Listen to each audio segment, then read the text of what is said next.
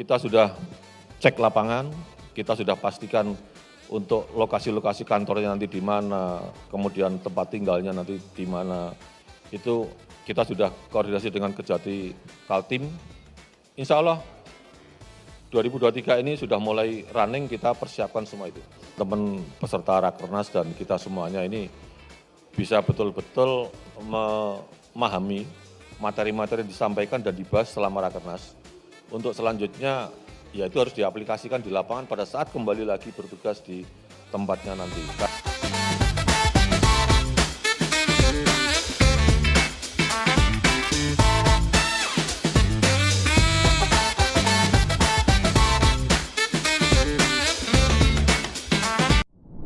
Halo Sobat Adiaksa di seluruh Nusantara, pastinya Betul. nonton di seluruh Nusantara kan nanti kan Pak? Kembali program Pojok Puspenkum. Iya, Di tengah keramaian Rakernas 2023. Iya. Ini Rakernas paling keren loh. Kenapa kok keren? Iya, karena ada saya. Oh bukan, oh Enggak. salah ya Pak, kirain kan ada saya Bukan. tadi. Iya, ya terus. Karena ada Pojok Puspenkum. Iya, karena ada pojok Puspenkum ya. Ya. Tapi, iya, Dan kayaknya kita udah nggak tahan nih. Iya. Karena narasumbernya ini narasumber yang jujur sulit untuk ngatur jadwal beliau. oh aduh luar biasa loh pojok Puspenkum bisa Betul. menghadirkan narasumber yang sulit untuk bisa hadir. Beneran, ya. karena di tengah-tengah kesibukan beliau tuh kalau kita nggak cerdas menyikapinya Iya. paling aman pada saat Rakernas karena Oh, beliau ada gitu waktu ya Pak ya. lah. Memang. Tapi Pak saya sebetulnya agak deg-degan Pak dengan Iya. narasumber ini. Salah nanya Iya. kamu SK turun. Kalau yang tadi-tadi saya santai aja Pak. Kalau yang ini saya betul-betul agak deg-degan ini Pak. Selamat datang Bapak Iya, Bapak. Bambang. Terima kasih. Beliau adalah Jaksa Agung Muda Pembinaan Kejaksaan Republik Indonesia Bapak. Tak kasih kesempatan kamu nanya. Tadi kamu marahin, aku kok gak dikasih pertanyaan. Nah, Giliran sekarang Pak kamu mau Jambin nanya. saya yang disuruh nanya Bapak. ini mau namanya Bapak lempar api. Ya udah, aku nanya dulu. Nggak apa-apa. Pak, izin Bapak. Padahal kalau jujurnya aku yang lebih deg-degan. loh. Pak Iya, Jambin iya. izin. Ini Rakernas 2023 menjadi momentum penting bagi jajaran untuk membangun program-program barunya di 2024 khususnya. Bapak mungkin melihat Rakernas 2023 ini apakah cukup relevan Pak konsepnya untuk membangun pola perencanaan yang lebih akuntabel Pak? Ya, makasih. Kita memang coba pola baru. Biasanya Rakernas seperti disampaikan Pak Jaksa Agung juga diadakan di akhir tahun begitu, bulan Desember. Tetapi kita mengevaluasi ini kurang nyambung dengan sistem penganggaran kita. Karena anggaran diserap sampai dengan akhir tahun, kita evaluasi di awal tahun ini kita Rakernas. Kita baru bicara kebutuhan anggaran di tahun 2024 atau tahun berikutnya ini apa saja. Sehingga ini polanya jadi nyambung gitu. Kalau enggak gitu nanti jadi ya terputus. Anggaran sudah ada, baru kita ngomong program gitu. Sehingga intinya ke sana, kita arahnya ke sana untuk bisa mensinkronkan antara program kegiatan dengan anggaran yang disiapkan gitu. Oke, Pak kalau berkaitan dengan hal tersebut Pak, satu hal yang ingin saya tanyakan sebenarnya mengenai capaian kinerja dari bidang pembinaan sendiri untuk tahun 2022 itu seperti apa Pak? Duh, kamu jangan nanya Bapak dong. Saya yang bisa jawab loh. Oi. Nih, tak bacain ya. Ya, baik. Khususnya di PPA ya. Mm-mm. Bidang pembinaan itu berhasil. Penonton jangan lupa loh. Iya. Ini denger ya. Mm-mm. Realisasi penerimaan negara bukan pajak atau PNBP melampaui target dari targetnya 662 miliar tercapai tuh 2 triliun lebih. Luar biasa. Nih, lagi Apalagi kegiatan tuh, Pak Dedi? penyelesaian aset Jiwasraya Ya, dengan jumlah sebesar 1,5 triliun. luar Angkanya biasa. banyak banget. Kembali nih Ya, Mega apalagi penyelesaian aset melalui penetapan status penggunaan PSP. Ya. Itu 100 miliar lebih. Wow. Mana tepuk tangannya? Iyalah, dan Iya, mohon luar maaf nih, biasa. alhamdulillah Iya, kita iya, Pak. dari realisasi itu PNBP, 25% kita nikmatin. Lu tepuk tangan dulu dong. Itu bisa kita kelola untuk membuat, menyusun program-program baru ya Pak? iyalah, antara lain barang bukti bisa gerbangnya kita perbaikin, bisa beli mobil untuk teman-teman operasional di lapangan, Ya, Betul. dan di tahun 2023 ini bisa untuk dukungan operasional penanganan perkara. Iya. Yang jelas Dan- Puspenkum udah menikmatin Pak. Ada mobil operasional Puspenkum. Yeay. Antara lain itu. Iya Pak. Antara lain itu. Banyak kasih kalau dulunya nggak punya kendaraan operasional sekarang punya. Hebat nggak sih? Oh iya Teh silakan Iya. masuk. Angel.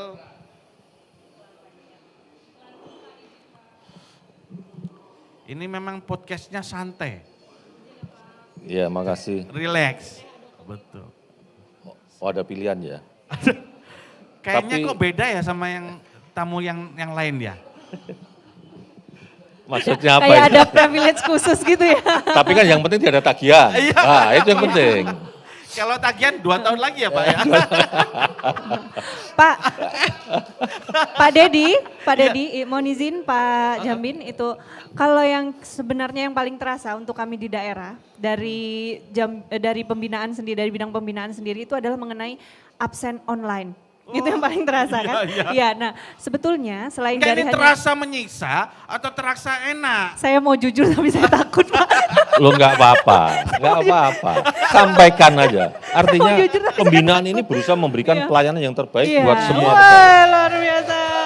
Kalau ada kendala Alhamdulillah. itu kita cari solusinya. Pak Jambin Iya. kalau nanya Mega maunya apa? Maunya beliau Pak work from anywhere Pak. Iya, bisa dari mana aja ya. Iya, Tapi kan tidak menutup kemungkinan nanti ke depannya kejaksaan bisa seperti itu ya Pak ya. Sangat mungkin. Iya, untuk saat ini itulah absen online yang paling terasa di daerah. Tapi sebetulnya Pak, untuk dari bidang pembinaan sendiri selain hanya absen online itu ada Banyak dong. Iya, apa saja Pak yang mungkin yang Ke depan kami 2024. iya. Mungkin ada pengembangan aplikasi yang ada mungkin Pak, khususnya mungkin dalam manajemen kepegawaiannya Pak. Ya. Tapi saya klarifikasi dulu absen online ya. Baik, Bapak. Artinya kita membuat itu bukan untuk menyiksa teman-teman para pegawai di kejaksaan ini, bukan. Justru kita ingin memberi kemudahan. Artinya begini, kenapa harus kita berikan kemudahan? Yang pertama, absen ini tidak harus datang ke ruangan, ke meja, cari absennya. Kalau ada petugasnya bisa absen, kalau nggak ada bisa lewat absen. Ya. Kemudian kita buat online, kita evaluasi lagi. Online awalnya kita pakai berbasis Foto. Android atau smartphone.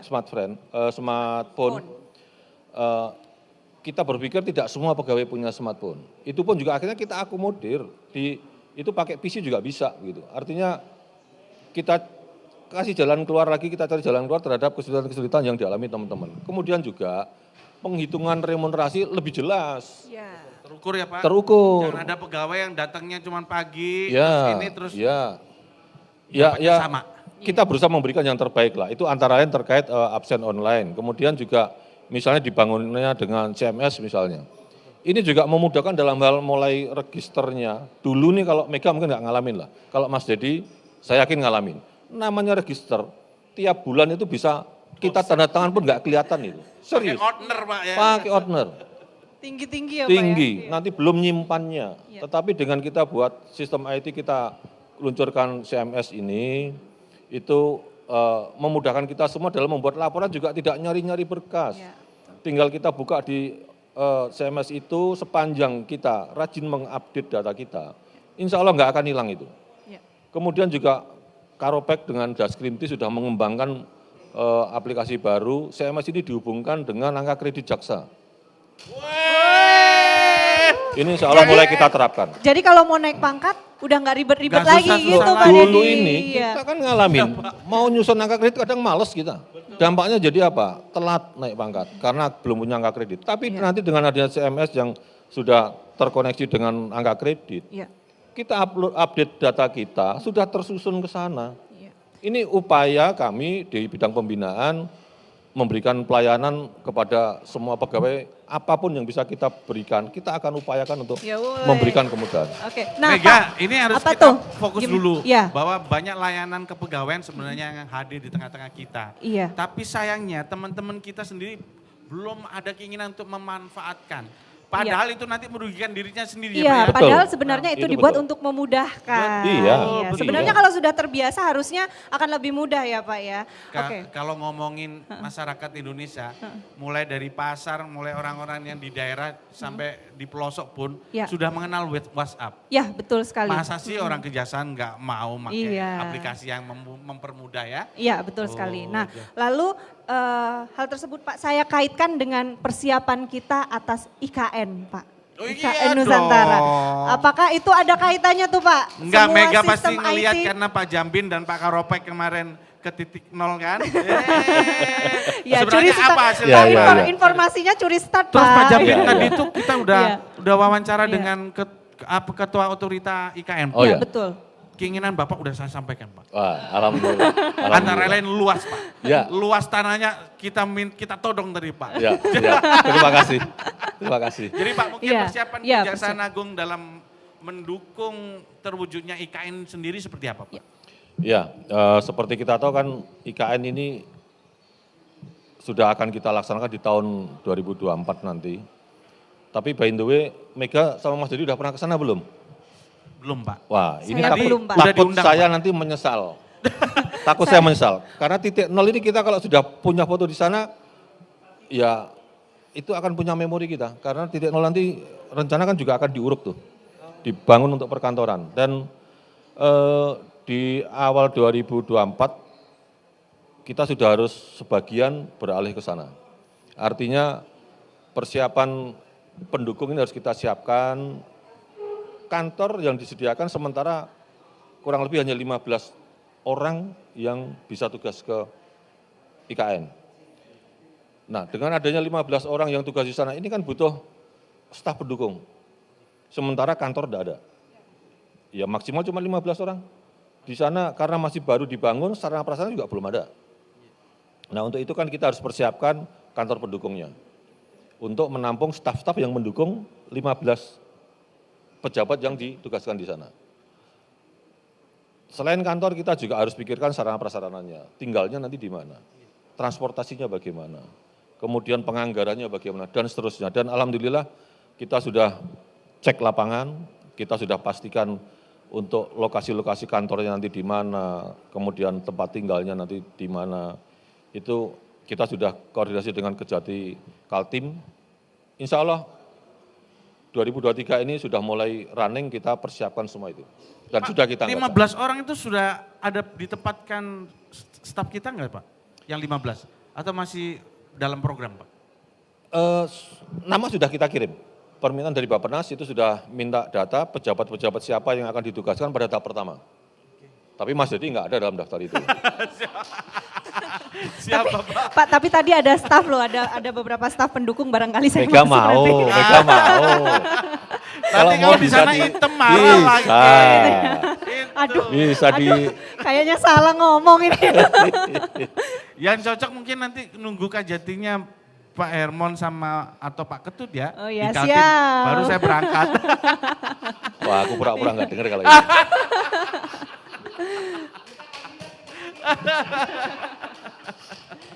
Itu tadi Pak, artinya kejaksaan sudah siap, Siap. untuk Pak 15 itu menyambut sebenarnya IKN. dalam rangka mendukung terwujudnya IKN itu sendiri atau memang dalam menjalankan tugas dan fungsi kejaksaan Pak? Ya yang pertama dalam rangka mendukung IKN itu sendiri. Oke. Berikutnya otomatis lah itu dalam rangka kinerja kita juga. Makanya perlu optimalisasi bagaimana jalannya perkantoran kita ini tetap bisa running gitu. Dan alhamdulillah karena kita sudah, IT kita sudah kuat anywhere, tidak ada Iya, masalah kita. betul. Nggak ada alasan lagi orang, Pak saya tidak di kantor atau Pak saya sedang cuti atau Pak saya, nggak ada alasan. Dimanapun kita sudah bisa mengerjakan surat. Ya. Betul, betul. Oke, selanjutnya Pak. Saya ada pertanyaan lagi Pak. Kalau boleh ada bocoran.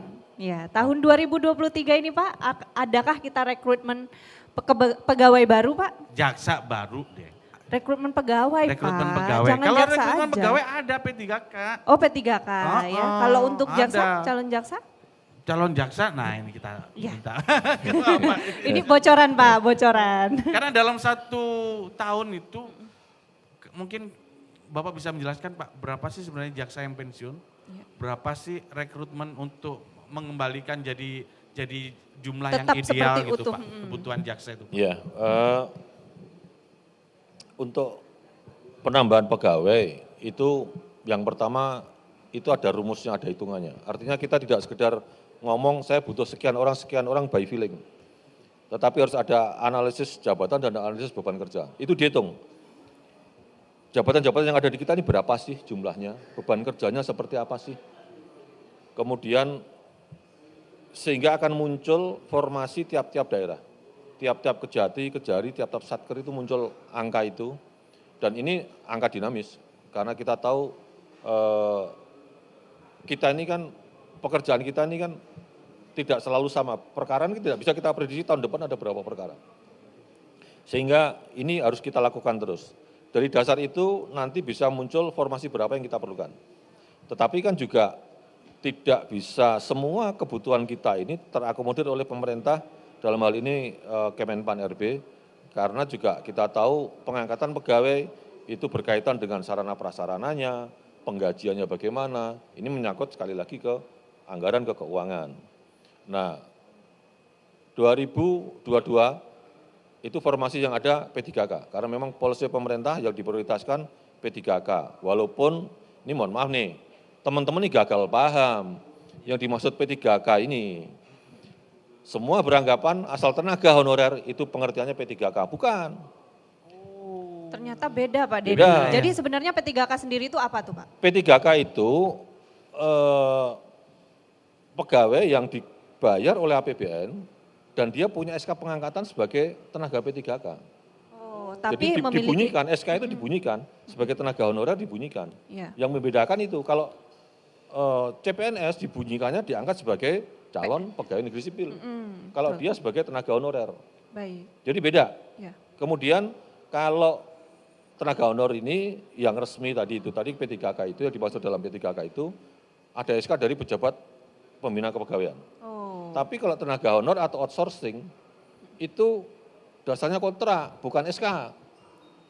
Sehingga teman-teman kemarin sempat itu tadi mohon maaf nih gagal paham, artinya mereka pada mendata teman-teman yang tenaga honorer diusulkan untuk bisa diangkat. Karena kejaksaan tidak pernah mengangkat tenaga honorer. Honorer Iya. menjadi Karena kan P3K. kemarin ada kebijakan Iya. memang kita nggak Iya. boleh mengangkat honorer Iya. kan Iya. Pak. Iya. Lalu Tapi rata-rata yang honorer itu biasanya guru. Itu Ya, kan banyak betul. biasakan. Oh, ini gitu untuk kan. di Pemda, kejaksaan baru Bu, ini ya banyak. Pak ya? Iya. Baru ini. Lalu untuk P3K sendiri itu Pak, untuk P3K itu apakah ada batasannya? Contohnya kalau kita PNS itu kan pensiun Pak, pensiun di umur 58 sampai dengan 60. Ya. Lalu kalau untuk P3K itu apakah di SK-nya dibunyikan hanya 10 tahun misalkan atau sama seperti kita Ya, PNS atau ya, seperti apa Pak? ya. Mungkin saya nambahkan Pak, Apa tuh? kekhawatiran masyarakat sebenarnya kalau P3K itu ada batas waktu kontrak. Jadi memang kalau memang 5 tahun ya sudah berhenti itu. Apa seperti itu Pak sebenarnya Pak? Memang dasarnya kontrak ya. Kemudian juga kontrak ini dibatasi waktunya paling lama 5 tahun, bisa diperpanjang paling lama 5 tahun. Pak, P3K itu hanya 2022 saja Pak. Berarti 2023 nanti berbeda lagi kebijakannya Pak? Enggak. Sebetulnya polisi pemerintah ini arahnya kan kita tidak efisiensi, tidak akan banyak mengangkat pegawai tetap gitulah atau CPNS begitu.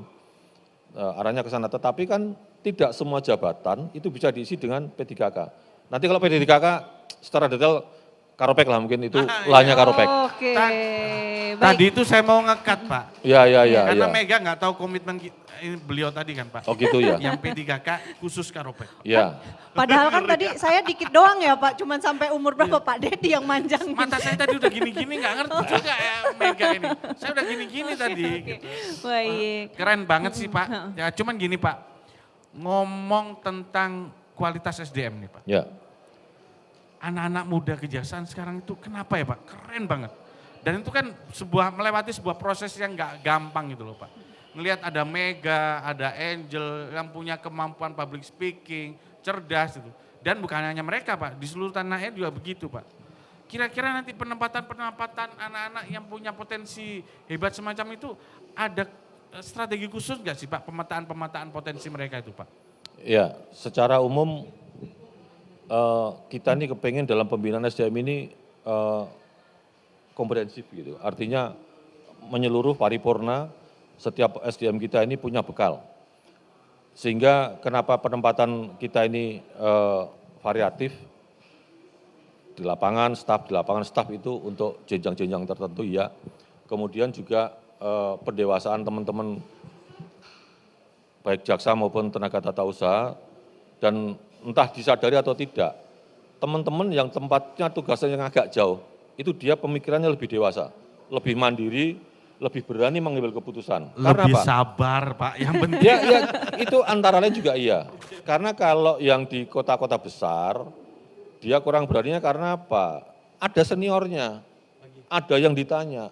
Kalau yang teman-teman agak jauh, pada saat dia menghadapi masalah, dia harus berani ngambil keputusan. Ya, betul itu Pak, lebih mandiri. Lebih mandiri Ya, kita merasakan dalam pembinaan SDM. Itu juga terasa betul teman-teman yang tidak pernah keluar dari satu wilayah hukum.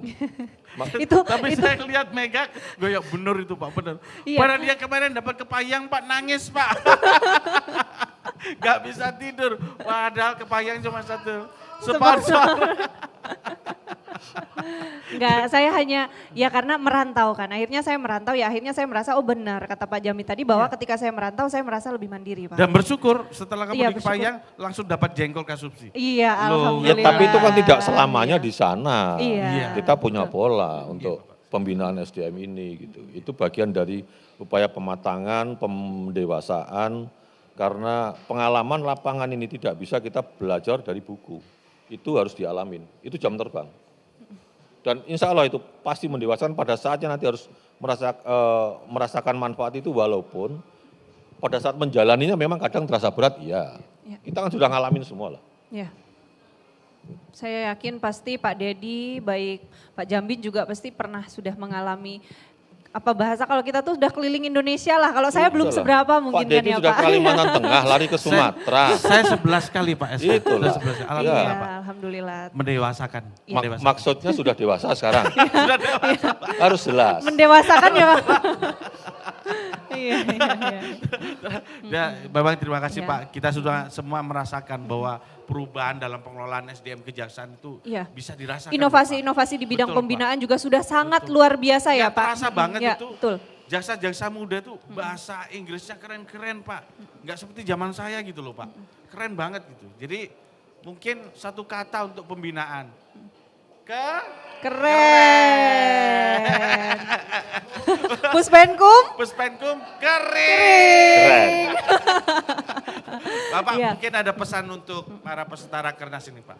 Saya ngeliat mungkin kita ngeliat antusias para peserta cukup tinggi Pak. Ya, mungkin ada pesan Bapak secara khusus pada para peserta Pak. Ya, pada kesempatan ini saya harapkan teman-teman peserta Rakernas dan kita semuanya ini bisa betul-betul memahami materi-materi yang disampaikan dan dibahas selama Rakernas.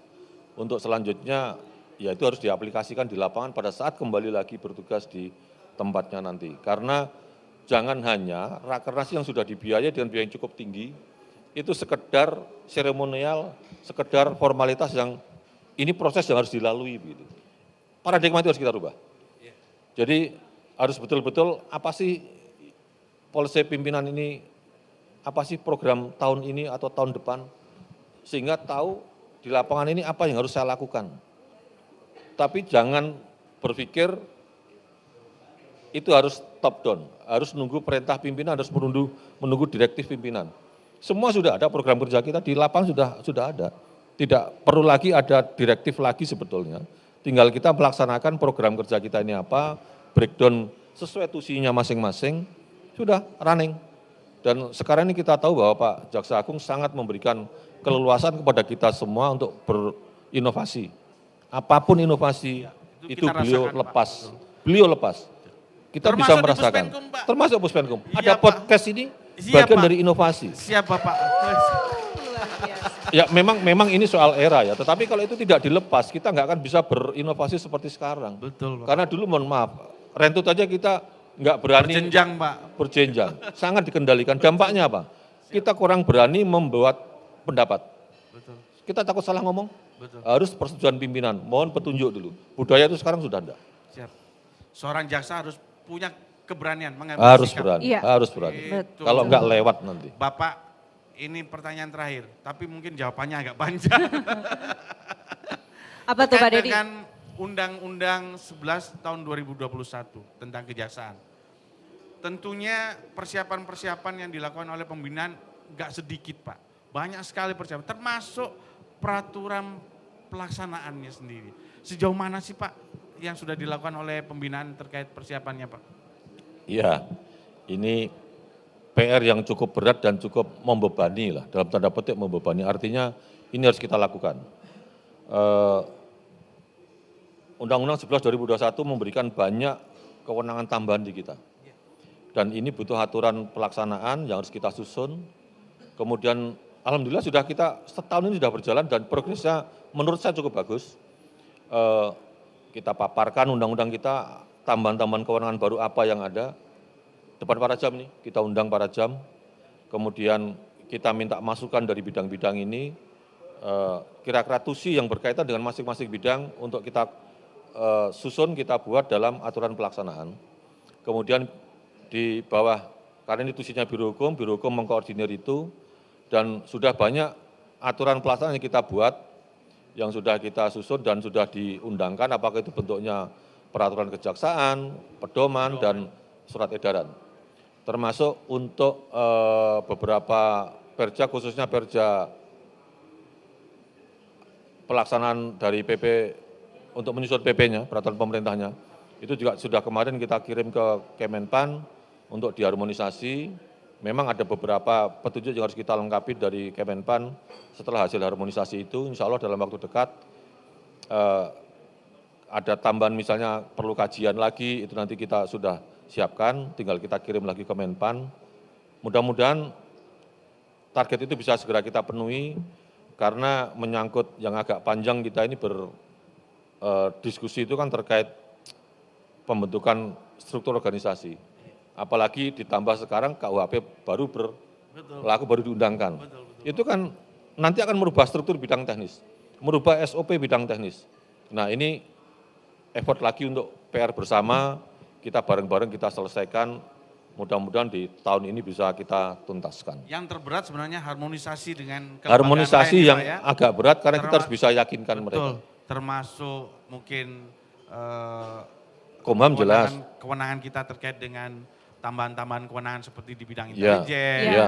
Kemudian mungkin yang ini persenjataan ya, Pak, Senjata. ya? Ya, Senjata itu yang gitu paling kan. terbaru ya Pak Sudah ya? pernah pegang senjata belum, Kak? Pegangnya sudah Pak, Nembaknya sudah juga. harus dicoba. Harus, Pak. Jangan Iya, sampai tapi nggak bisa. undang-undang sudah mengatur itu, kita dengar suara dor itu masih kaget. Gitu. Gitu. Terus latar lagi. Iya. Lempar dor, Patah ya. Nggak lucu. Nah ini juga harus kita persiapkan semuanya. Tapi rekrutmen Bapak hebat-hebat Pak, anak-anaknya tinggi besar, pinter-pinter, jago nembak semua Pak, kayak Angel jago nembak kan, Mega juga Pak dari Kalbar itu hebat-hebat itu Pak. Mega yang ini juga segera nanti Pak Segera bisa nembak. ya. Iyalah, Termasuk Oke, Pak plat Deddy. nomor loh nanti. Plat nomor. Iya plat nomor butuh kendaraan. kedewasaan. Kedewasaan Pak ya. Jangan sampai nanti pegang Pakai- senjata, pakai plat nomor, jadi gagah-gagah. Terus mentang-mentang melanggar hukum di jalanan. Justru Nah, kontraproduktif ini. nanti. Ini yang harus kita hati-hati betul. Ternyata penambahan kewenangan berdampak juga bagaimana jati diri kita untuk mempertahankan komitmen mewujudkan kejaksaan hebat ke depan. Betul. Iya luar Wih, biasa. keren banget. Iya. Bener gak sih kita Oke, ngomong ini? bener Pak Deddy, bener gak ada yang salah kalau Pak Deddy kan. Oke Pak Deddy, tadi kata Pak Deddy kan pertanyaannya sedikit tapi jawabannya panjang, Betul. udah dijawab. Sudah. Mungkin, Dan Heeh. waktu beliau masih banyak yang harus dilakukan oleh beliau di Rakernas. Iya betul sekali. Terima kasih Pak. banyak Terima Pak. kasih banyak Sudah. Bapak. Terima kasih. Pak, Telah pesan-pesan untuk staf Puspenkum Pak. Puspenkum, Iya, Puspenkum sekarang saya lihat sudah keren sekali, banyak inovasi, dan itu kita rasakan karena informasi sudah bisa tersampaikan ke publik. siap. Ukurannya di sana saja kalau saya. Dan teruslah tetap semangat, terus berkarya, dan jangan lupa siapkan kadernya. Siap. Jangan nanti di periode ini bagus, periode berikutnya sudah masa bodoh, artinya bodoh teing aja untuk selanjutnya. Gitu. Ya. Nah ini juga bagian dari yang harus kita persiapkan. Nah, itu. Terima kasih Oke, Pak. baik. Saya terharu Pak. Saya nanya siapkan kader, bukan berarti terharu. Terima kasih Bapak. Baik. Sobat Puspenkum, enak kan ngobrol sama Pak Jambin. Siapa bilang Pak Jambin itu tegang, apa serius? Enggak, beliau humoris dan humanis loh. Iya. Dan Pak, sebelum saya tutup Pak, susah nggak sih Pak kalau ketemu Pak Jambin itu Pak? Bapak selektif nggak sih Pak menerima, mungkin ada pegawai yang pengen ngadep Bapak gitu Pak? Siapapun, insya Allah sepanjang pas tidak ada kegiatan lain saya terima. Artinya saya akan tampung keluhan teman-teman ini, ya itu tadi, pembinaan ini sifatnya melayani.